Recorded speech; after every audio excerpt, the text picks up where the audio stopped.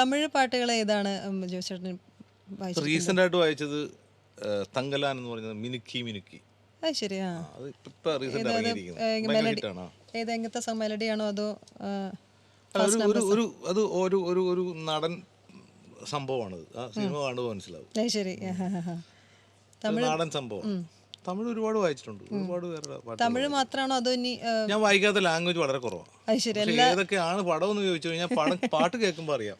മലയാളം തന്നെ ഞാൻ വായിച്ചാണല്ലേ. ഓക്കെ. അങ്ങനെ ഞാൻ അങ്ങനെ കണക്ക് കൂട്ടി വെക്കാറില്ല. അല്ല പേര് ചോദിക്കാറില്ല. ചോദിച്ചു പോകലും പാട്ടുകൾ അതുകൊണ്ടൊന്നുമല്ല.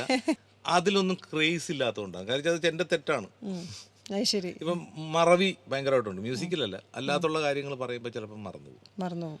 അയ്യോ ആ പടത്തിന്റെ പേരെന്തായിരുന്നു എന്ന് അങ്ങനെ ഞാൻ പറയും. ഇത് അഭിനയിച്ച് പറയുന്നതല്ല, എനിക്ക് സംഭവിക്കുന്ന. അന്നേരം തിരിച്ചെഴുതാൻ പറ്റും. പിന്നെ ചില പാട്ടുകളെല്ലാം ഓർക്കണമെന്നുണ്ടെങ്കിൽ ചിലപ്പോൾ ഫേസ്ബുക്കിൽ ഞാൻ ഇട്ട് കാണും. അങ്ങനെ ഇടുമ്പോൾ ഞാൻ അങ്ങനെ ഓർക്കുന്നില്ല.